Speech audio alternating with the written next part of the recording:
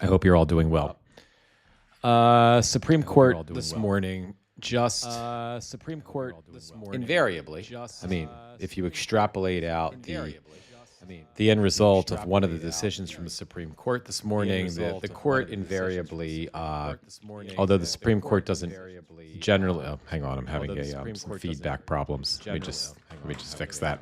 Hang on, guys. Hang on, guys. There we go. Solves that problem. Let me just. No, actually, it didn't solve that problem. Here we go. Now that solves that problem. While I'm doing this, let me just make sure I don't have any feedback issues on Facebook or Substack, and then we'll get to the we'll get to the crux of the matter. Substack, I'm not quite sure why you guys aren't popping up. There we go. Okay. All right. Apologies for that, guys. So the Supreme Court made a decision. The biggest decisions haven't come out yet. There still were significant ones. There's the trans athletes in sports decision. There is the mail-in ballot decision. Oh, hang on. Oh, my goodness. I'm starting today with all kinds of technical problems. Let me just fix this window because it looks awful. Hang on, guys. Bear with me. My apologies. Again. There we go. That's a little better. It's a little less obnoxious.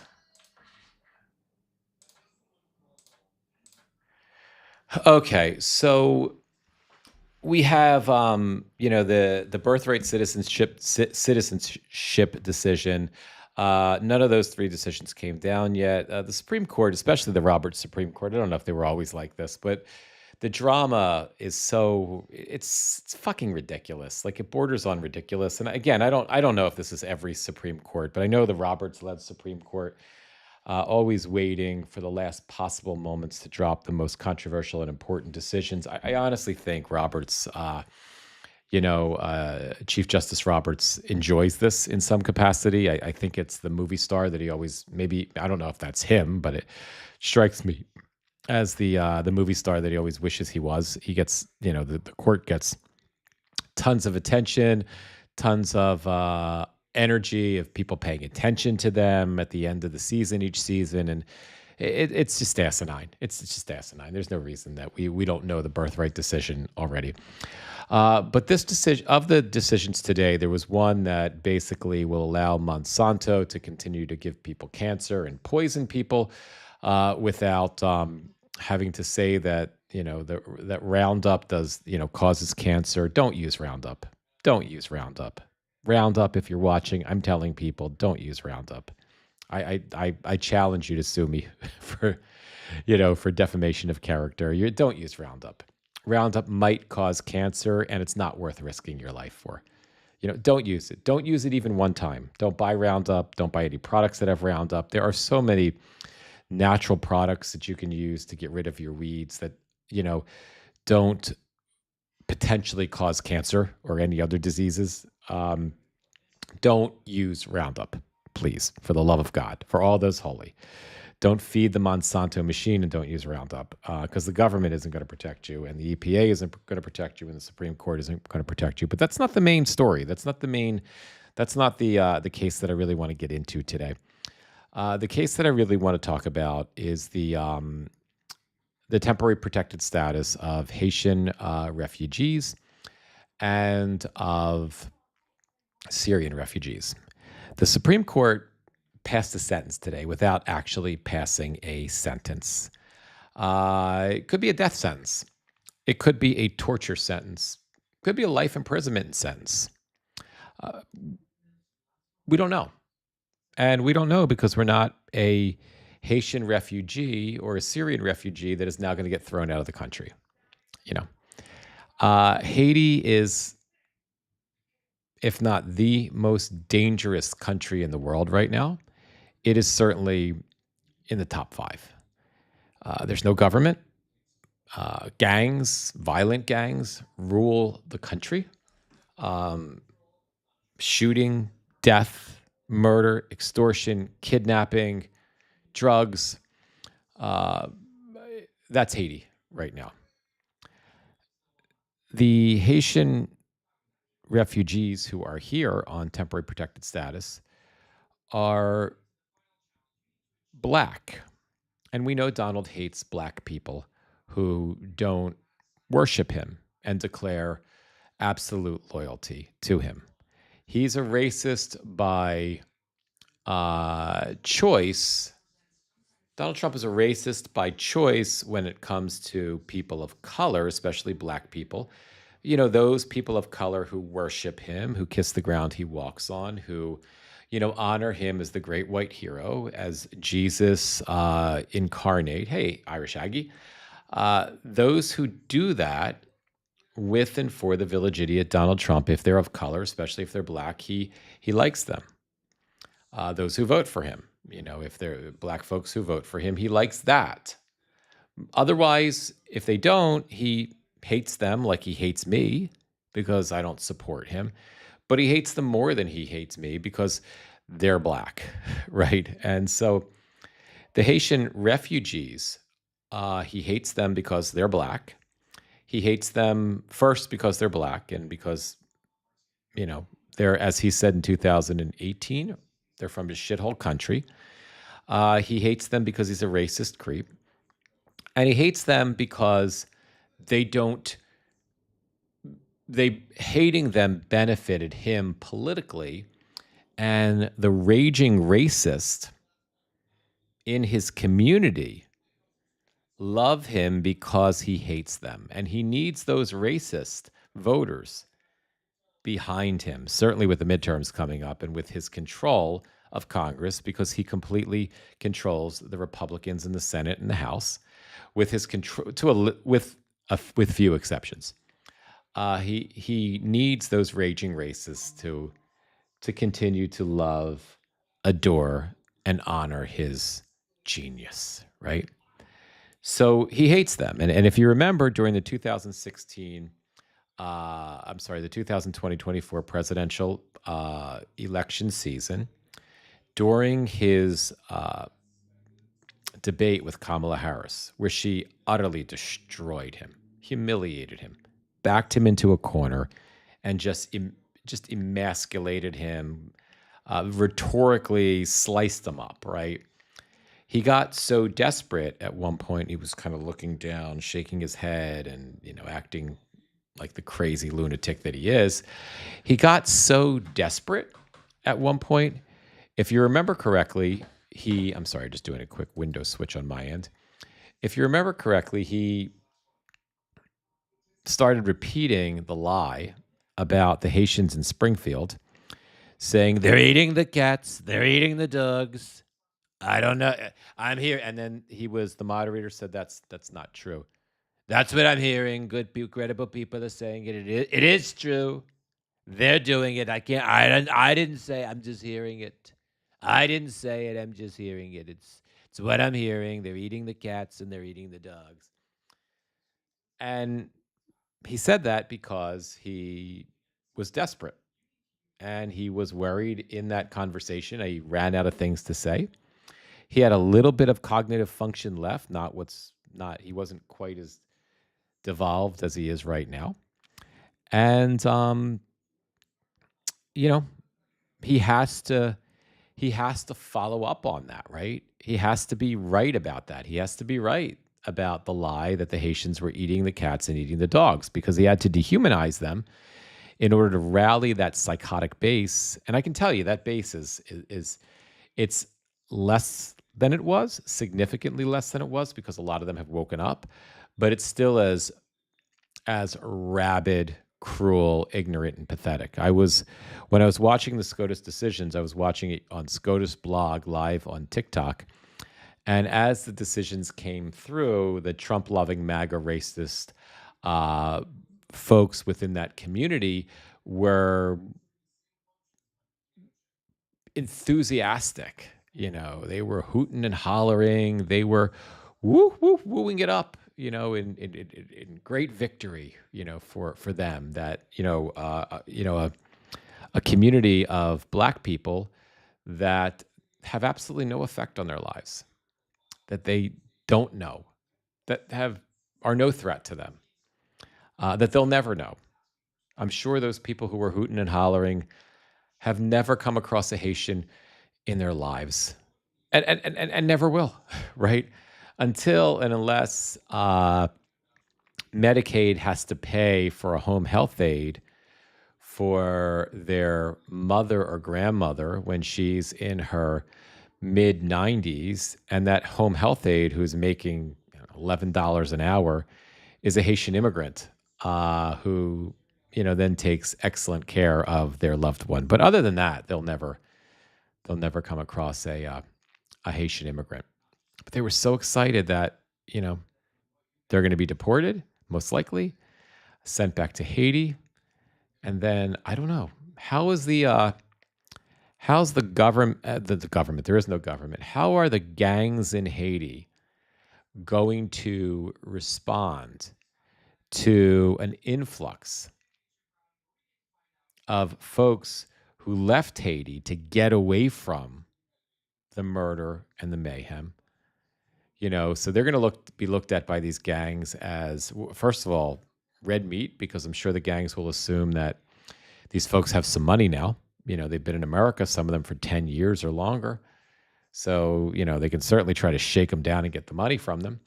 That they were disloyal to that particular gang in their particular community. So the gangs will be looking for revenge, torture, murder, rape, you name it. Same thing with, the Syrian refugees who are going to be inevitably sent back by Stephen, pathetic Miller and the ICE Gestapo creeps, right?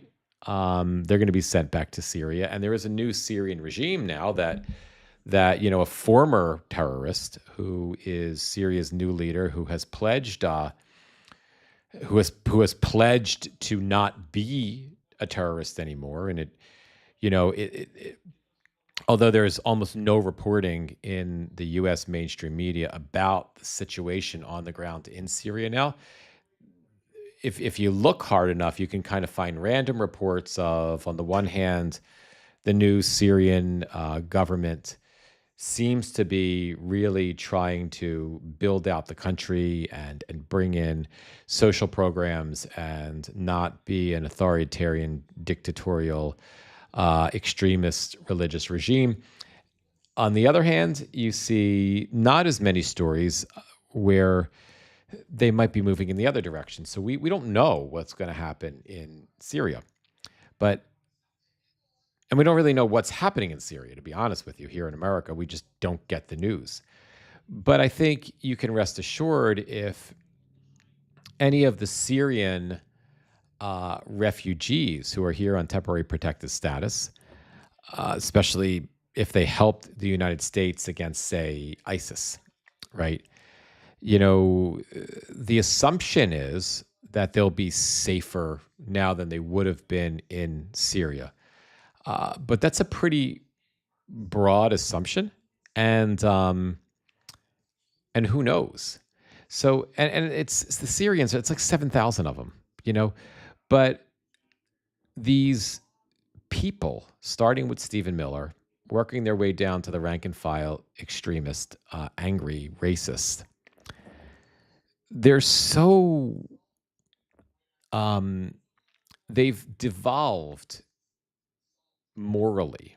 These Christians have devolved morally to such a point where the sheer pleasure and satisfaction of winning the argument,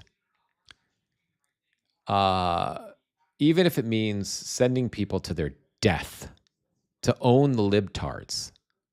I mean, think about how fucking sick this is. I was watching those folks on the SCOTUS blog on TikTok celebrating their great victory over the Democrats, and Trump's great victory in this matter after the decision came down. And then the following comments that they would make as I was watching them, And I think it's the comments that they utilize to justify their own reprehensible behavior that their own consciences are intolerant of. Is they'll double down and they'll say, "Yes, America for Americans," and if you're not born here, you don't deserve the right. Whatever. There's all these justifications after the celebration. The celebration is winning the argument, right? And those of us that are emotionally mature, we might feel good about winning an argument and we might feel bad about losing an argument. But as we become grown-ups, we adjust, right? We adjust to losing an argument, whether it's a political one or a personal one, right? Or whatever, right? We adjust to losing an argument and we move on from it. It doesn't stick with us. We're not that frail.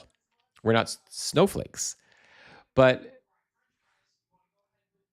But you have in that community, starting with Donald Trump and working its way down to the rank and file MAGA folks, you have within that community a desperation to win the argument, like life and death desperation to win the argument, and then to gloat about the victory as a way, as almost like a defense mechanism to protect themselves against the indecency of their own conscience. And they know, I can tell, for whatever that means, whatever that's worth, they don't really believe it. They don't mean it. If when you see a child, right, make an argument about something that is wrong and the child knows is wrong, right? And the child doubles and triples down about it. Like, you know, little, Sammy just slapped little Elizabeth or Eliza in the face. And you're like, Sammy, that was wrong. And Sammy's like, no, it wasn't. Right? It was the right thing to do. I was okay.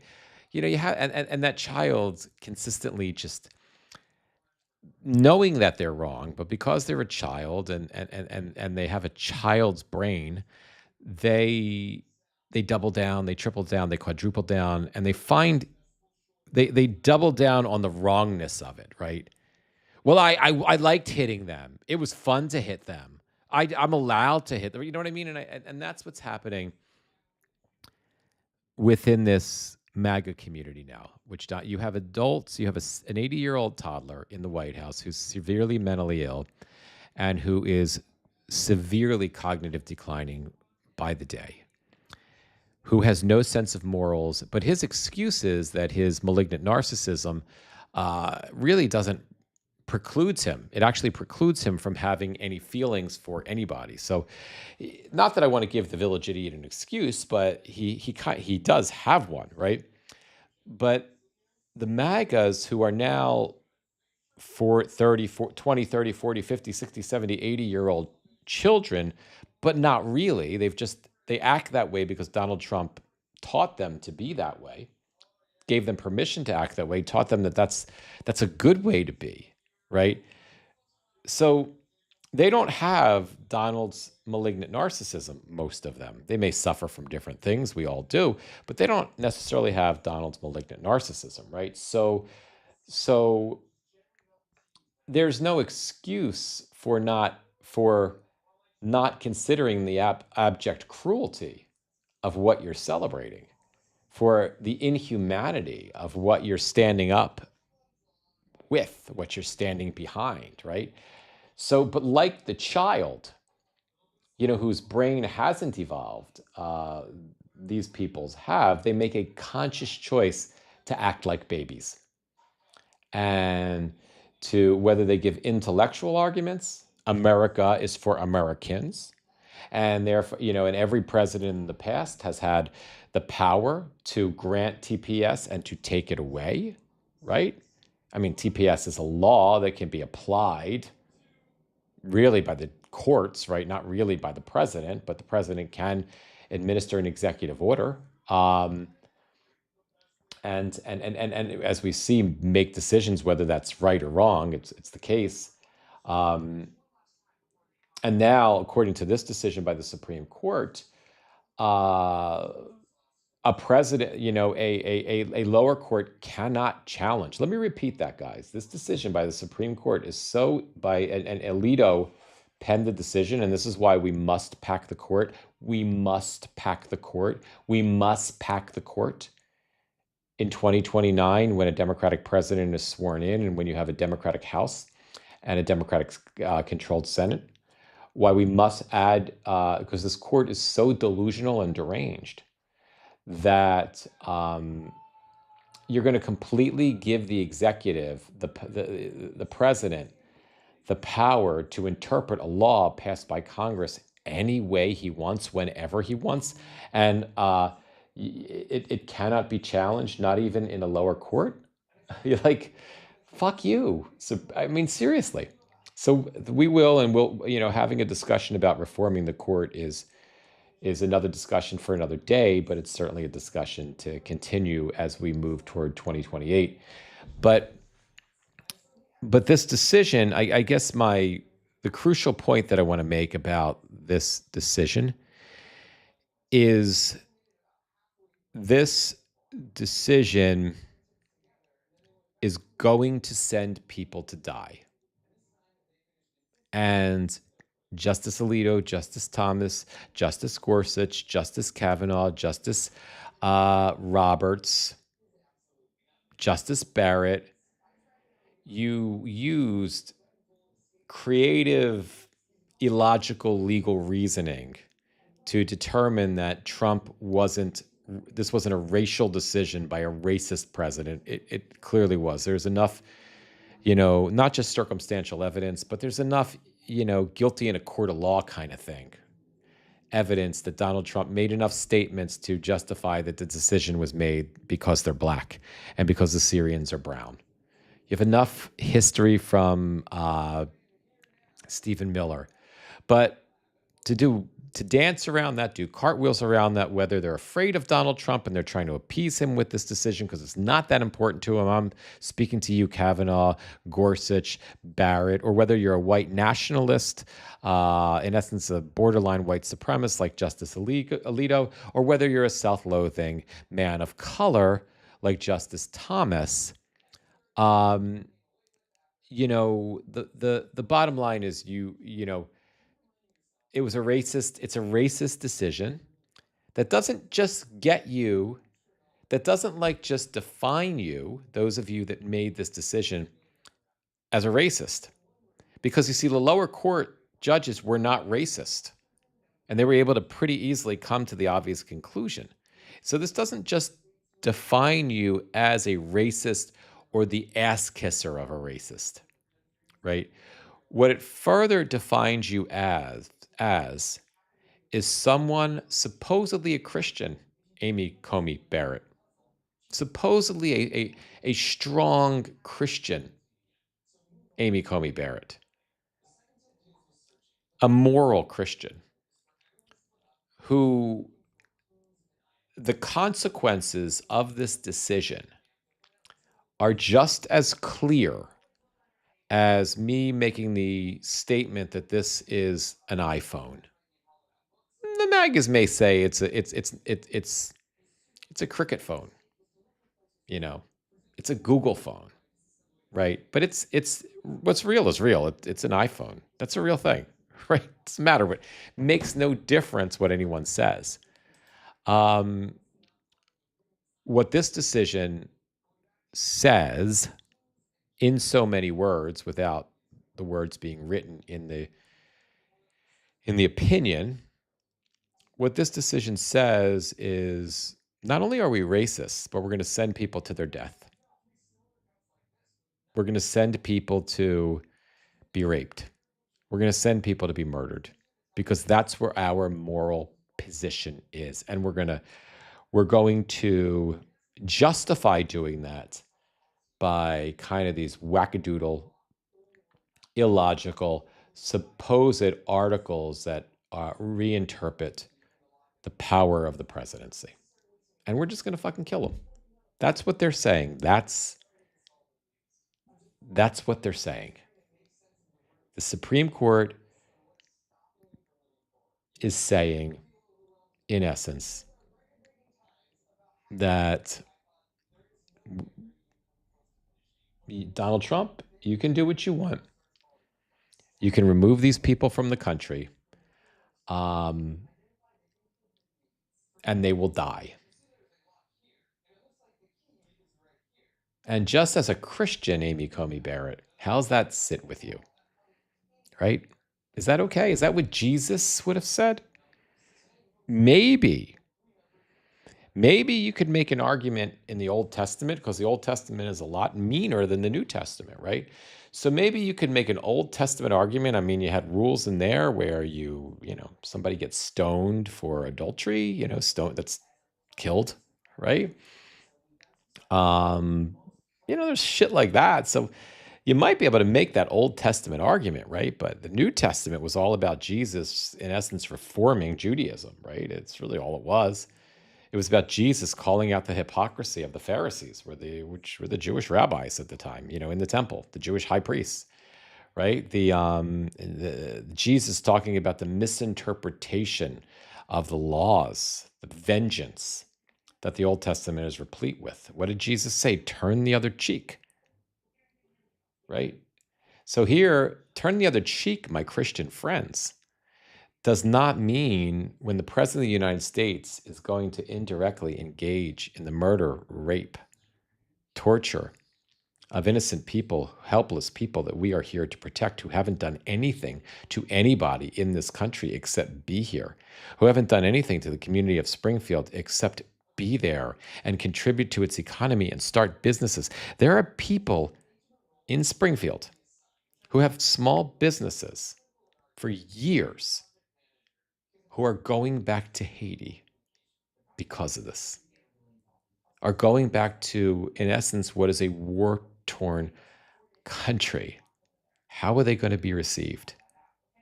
Jesus, turning the other cheek that Jesus said, right, does not mean shutting your eyes, closing your eyes, and turning your cheek away so you don't have to listen to the screams of their children as their parents are dragged out by the fucking ICE Gestapo and maybe potentially sent to their death or sent to jail or sent to whatever's going to happen to them when they get to Haiti. Especially, what if their children are little? What if they're 5? These sick, sick fucks are going to do this. Turning your other cheek does not mean closing your eyes to it. Celebrating on TikTok because you want to, thou doth protest too much, right? Because you really know how fucking sick it is, but you overdo it. You overdo it to try to prove that, like, you're really excited about it when you're not. You're ashamed of yourselves. And they are. They are. I believe they're ashamed of themselves, but they have to pretend and over pretend and over pretend and over pretend. So turning the other cheek doesn't mean doing all that stuff so you don't see the mutilation, so you don't see the rape that you are celebrating, that SCOTUS has initiated, that Donald Trump, who is a psychopath, who I believe is a serial killer at this point, because he's gotten a taste of blood. It started with murdering fishermen on boats or drug dealers, it doesn't matter. Murdering them with a second strike on boats, and him and Hegseth getting off, circle jerking each other off, to the pleasure of that. You have one completely fucking deranged, mentally unstable, mentally ill, cognitively declined sociopath who's got a taste of blood in his mouth and he wants to keep killing. Malignant narcissists get pleasure. They get satisfaction out of hurting people and torturing people. It makes them feel good. Donald loves the idea, I believe, of what's going to happen to these Haitians, these shithole people, when they get back there. And I think, although I don't think drunken Pete Hegseth is as deranged as Trump is, I think he's also a fucking sociopath. And he's also, got bloodlust right now. And he's just getting off on this.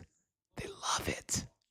They love it. And Stephen Miller, who was obviously a nerd, a dork, a weasel, who was stuffed into too many. No offense to nerds and dorks. I certainly was one of them myself.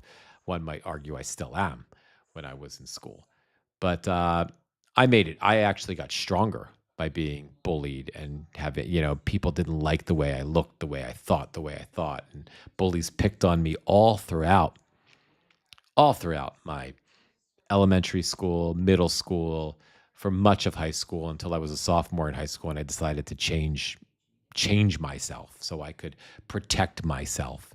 And so I decided to better myself by getting bullied, abused, stuffed into too many lockers. I was never stuffed into a locker. It's just a metaphorical.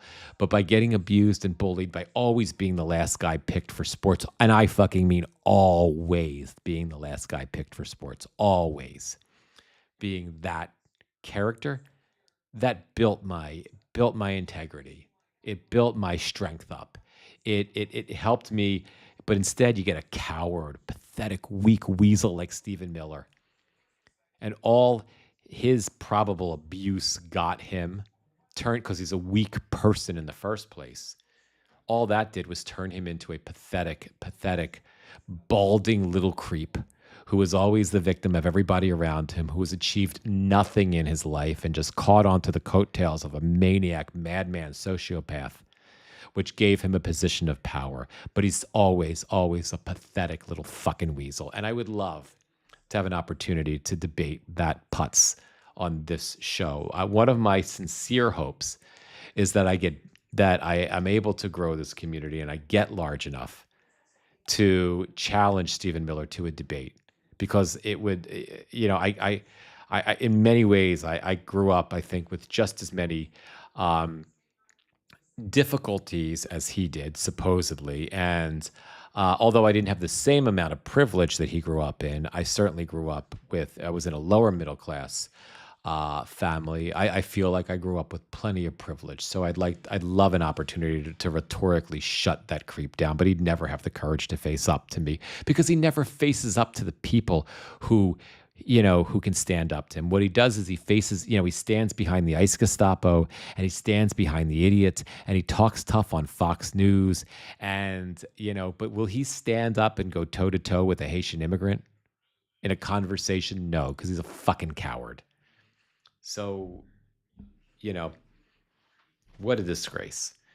And at least if there's nothing else because there's not a hell of a lot we can do to stop this.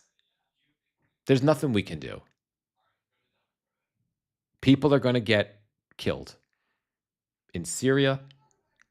They're going to deport people. We can't stop them. The legal system can do some stuff. You will get lawyers for these Haitian refugees. Yeah, you can, buddy. You will get lawyers for some Haitian refugees, that will, and that's something people can do. We can donate to those legal funds, to the Haitian legal fund. I'll try to find out, how to do that, and I'll get back to you on that. I'll ask in my daily briefing. I'll try to find out if anybody knows later today. But we people will support, and we can support those causes and those attorneys. They will be able to although it'll go nowhere, unfortunately, with this sick fucking administration, they will be able to apply for asylum status and other things. We can try to create a political landscape where it's so destructive for the idiot to actually deport people, and so they can get raped and killed, that maybe the idiot backs off of actually doing it, even though he can, but we can't save the people. And that's horrible. That's horrible. And that's why I'm so frustrated right now, because unlike the MAGA community members who were celebrating, I will not and cannot close my eyes.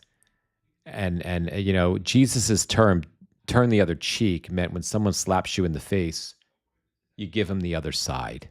That's what turn the other cheek means. It doesn't mean hide your face, right, from the havoc that you're wreaking and the pain that you're creating, so you don't have to see it. I can't do that. I can't hide my face from it. I know, we all know what's going to happen to these people, these human beings, how these lives are going to be snuffed out, how people are going to be tortured.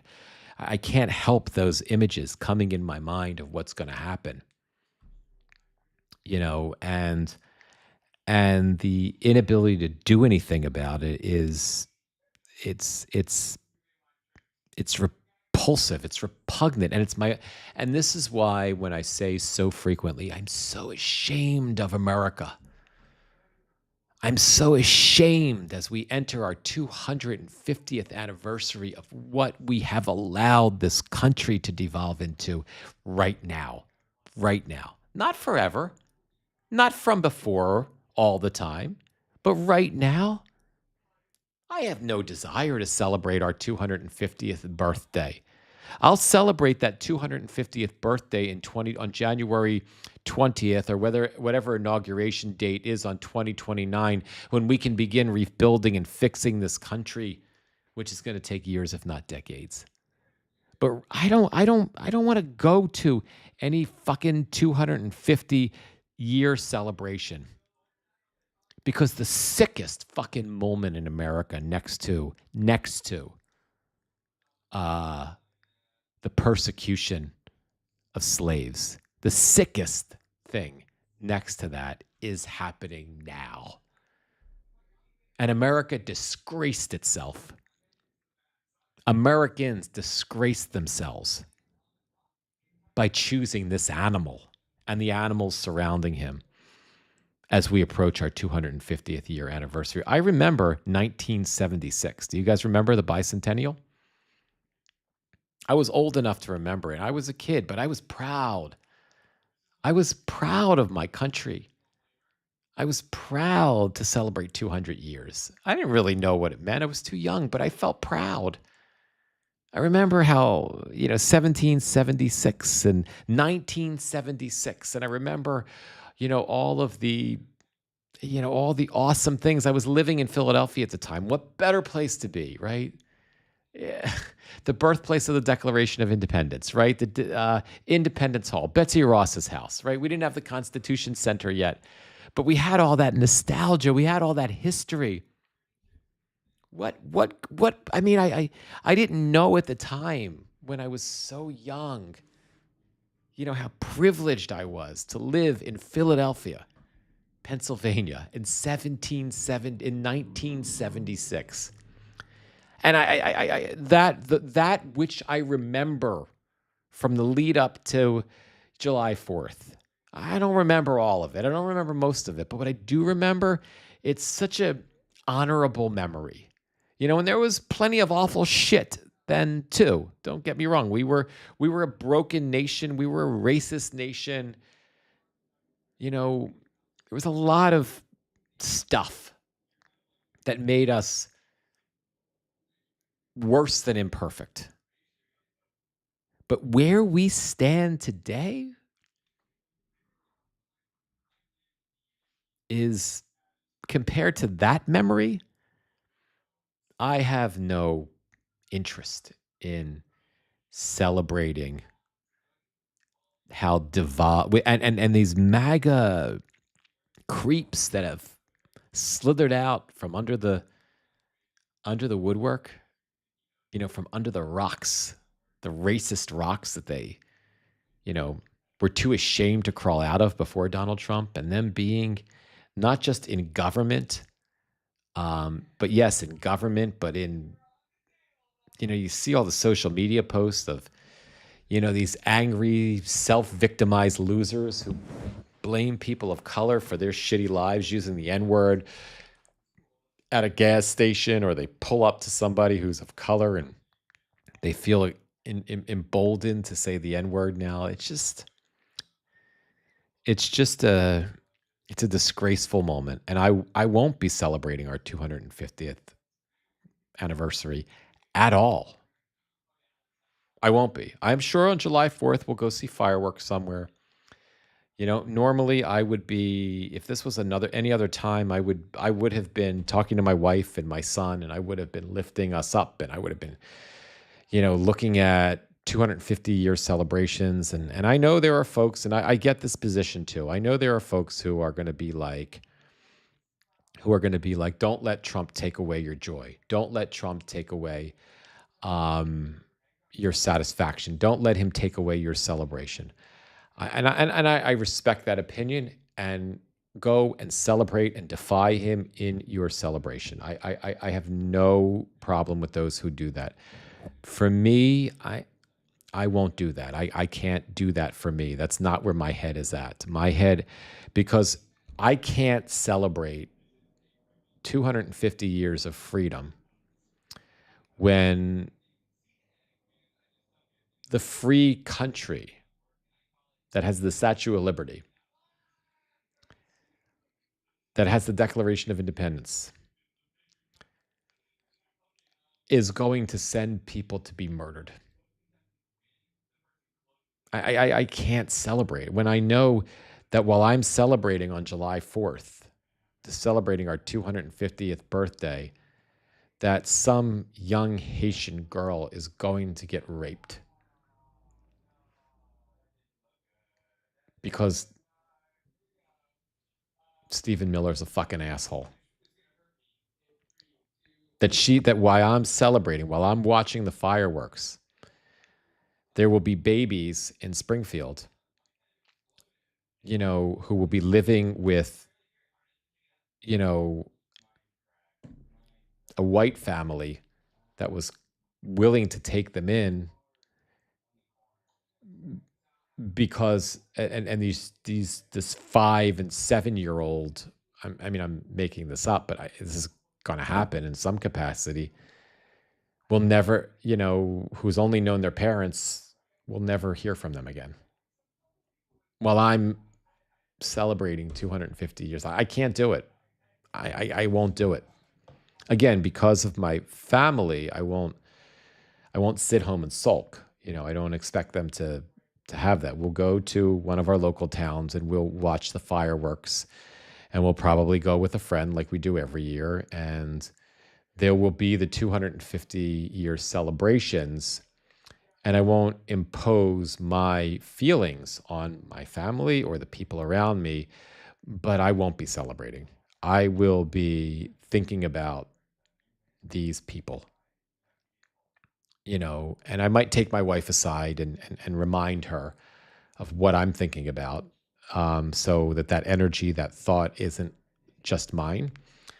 And I will pray and hope that the universe works in some kind of a unexplainable way where I can send them some sort of safety and protection in that moment.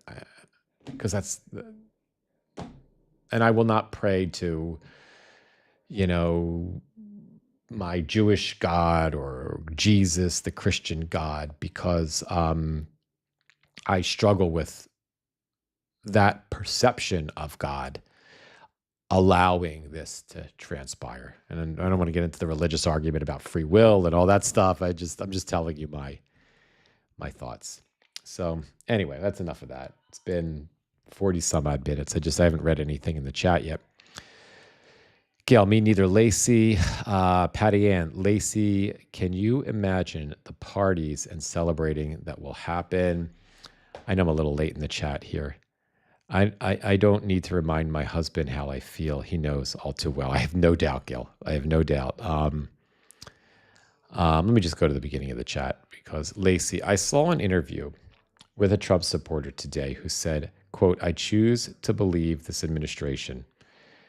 I choose knowing that facts don't align." Yeah, I mean, but that's just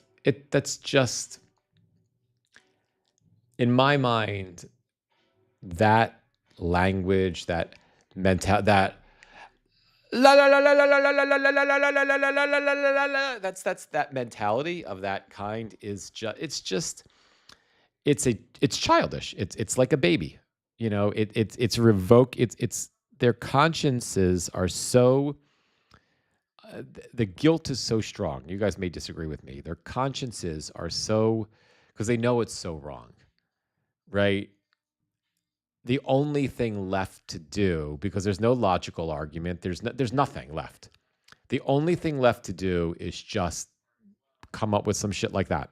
That is just some ridiculous. I do it because I want to do. I want to. I'm gonna. I want to do it. I'm gonna. I want it. I want it. I like it. I'm gonna do it, and that's it. You can't say anything. Nah, nah, nah, nah, nah, nah. I mean, that's where we are. That's where we are. So you can't communicate with a person who has chosen to devolve intellectually to that of a 4-year-old in response to, you know, you know what I mean? You can't. And the next step for them is again, thank God we haven't turned into a full-blown uh, autocracy. Thank God Trump's a fucking idiot, because those people you'll devolve down. Now we can see how it happens. You devolve down so far that you'll go out and kill the people to make yourself feel better if you're allowed, right? You'll become. We can see how it happened. We can see how Nazi Germany happened, right? We can see how people who wouldn't have done it, how they just choose to devolve emotionally down to the point where they're just basically murderers themselves. They can go there. They can get there. Lacey, I'm not sure what Christian means anymore. It's been so warped by people. Yeah, I mean, there was that during the campaign we saw those. I don't know if you guys saw them. Those "What Would Jesus Do" billboards. There are people that are real Christians still, for whatever that's worth. And I think there's a lot of them, actually. It's just that these fake Christians own the airways. They own the internet. We're trying to take that back from them. They have the loud. That's the right now. If there's any hope here, and there's really not, but if there's any hope here, I think I keep saying, and hopefully I'm not proven wrong, that the media is messaging incorrectly. They're so distant from the reality of the moment that they're talking about how the election, maybe the Democrats will win the Senate. It's more in play now, and the House looks like it might lean Democrat, and they underplay the reality of the moment. And the reality, because they're so dialed into the noise from Fox News, from the less and less, the smaller and smaller number of right-wing extremists that are getting amplified by Elon, the white supremacist Musk, by the Ellison, Larry and his goofball fucking son, the Ellisons, and I just saw a graphic yesterday, an excellent graphic that you might not even realize, but Facebook is you may have noticed if you're on Facebook. I've been posting a lot more the last 48 hours because there's a value to trying out Facebook for content creators right now. It's the largest platform still in the world, and it's actually reached the point where it's pretty evenly split between pro-democracy folks, pro-right-wing folks, and in terms of creators, and folks that are just kind of nonpartisan, right? So that's indicative of where the electorate is, where the people are. There's so much noise coming from the dwindling minority that are supportive of these repressive policies. Nobody likes it. But the media is doing such a pathetic job recognizing the data, right? And again, sometimes I slap myself because I'm like, of course it's not we're not close. And you've had election after election after election where Democrats destroy Republicans, where Republicans in deep red districts win sometimes, but they win by 3 points. in districts where they won by 35 points, 37 points, right? And then, I don't know, two, three, 4 out of 10 of those, a Democrat shocks everyone, whether it's a mayor or and wins in a deep, deep, deep red district. So it's it's not like if there's a silver lining to the awfulness of the moment, it's that the media's got it wrong. They're fucking it up. And the reality is that most of America is intolerant of this. It's just that the crazies have the megaphone right now. I don't know. That's what I think. All right, guys. Enough of me. 50 minutes in. We're almost an hour in. I love you guys. 1 minute at a time, 1 hour at a time, 1 day at a time, one live at a time. Thank you all for being here. If you've noticed, I've posted a little bit. I've done less lives this week. Did less lives last week. I did a few less this week. I know some of you were asking about my live schedule. Apologies for not getting back to you, Lacey, directly. I will, reach out to you. It was a crazy day, the last 2 days. I am starting to pull back a little bit. I don't have my times settled.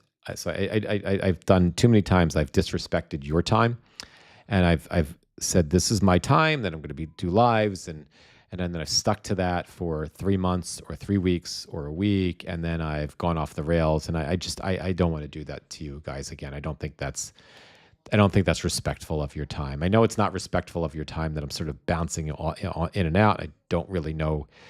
I'm coming in sometimes between 10 a.m. and noon, any given day of the week. But I think and I apologize for that, but I think it's more, I think if, it's more obnoxious when I really don't have my situation settled in terms of how I'm going to be doing lives. I think it's more obnoxious for me to commit to a time and then you block out the time. And I'm not there. I don't want to do that to folks. So I'm still kind of working out the kinks in this. I'll keep you guys posted along the way. It's definitely going to be, for a little while, less lives, and you're going to start to see a little bit more recorded video. And you may have also noticed that there's more. If you're a Substack folk, if you're at YouTube. If you're with YouTube right now, you've probably seen my shorts coming through. If you're with me on Substack, you're probably seeing a lot more notes come through in the last few days. And I'm doing something that seems to be working. I'm using the notes community to help to build the Substack community. And I've been completely stagnant for months, and followers are starting to trickle in, followers and subs. So it's something works. Keep doing it. So I'm doing that. So you're going to see a little bit more of that as we move forward. And again, guys, I appreciate you being here. It's absolutely a work in progress. So I'm learning more every day, and I thank you for sticking with me. And eventually it'll all make sense, like our government. Hopefully in a more moral, better, kinder, gentler, and more important way. Gail, Christian nationalism has been around since the KKK, and they were all Christians. Yeah, amen. You're absolutely right. I don't think we're going to be able to stomp out Christian nationalism, but we're certainly making headroads, not making it the focus of our government, although it is now. I love you guys. I'll see you guys soon. Let me sort of bounce out one social media platform at a time. And let's start with YouTube. You guys are the first.